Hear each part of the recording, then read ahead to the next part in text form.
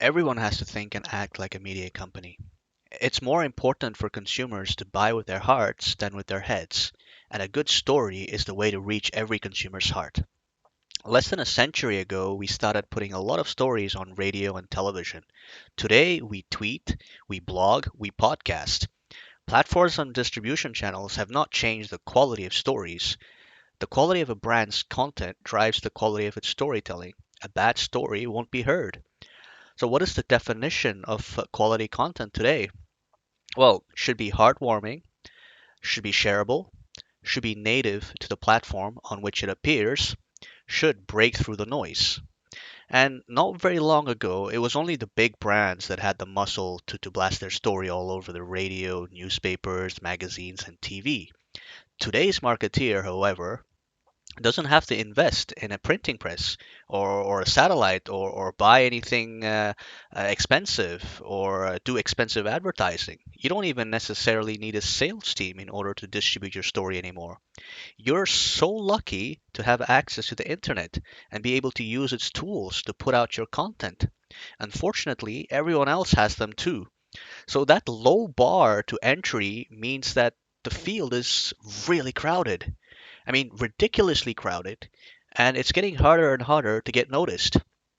That makes it vitally important for everyone from large organizations to solopreneurs to small businesses to think and act like media companies. Sure, you may be selling anything, from street art to glasses to digital products. But the very survival of your company will depend on distributing a story through your content as often as possible to as many people as possible.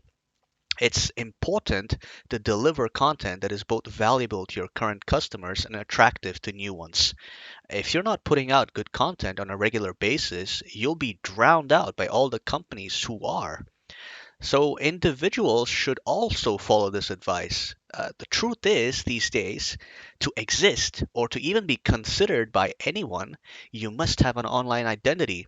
And everyone will look up about you and whatever they can about you online before ever meeting you in the first place, right?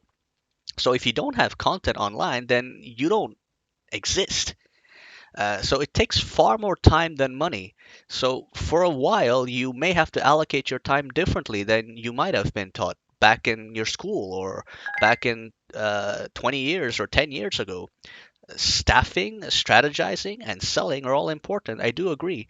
But if you must, take those few hours away from these operations every day and put that time to use towards creating content.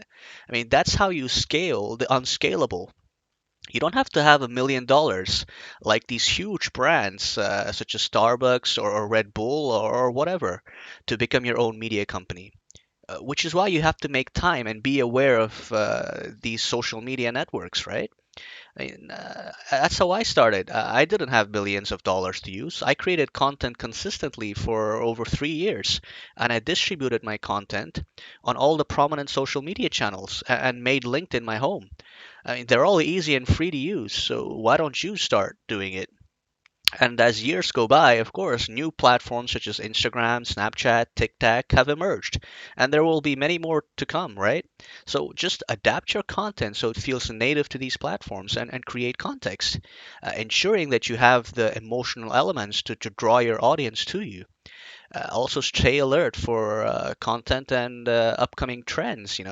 Take advantage of the spaces that no one's using it yet, and be the first one to make your move. People and brands are using content and context to become stars on them every day. It's time you do the same.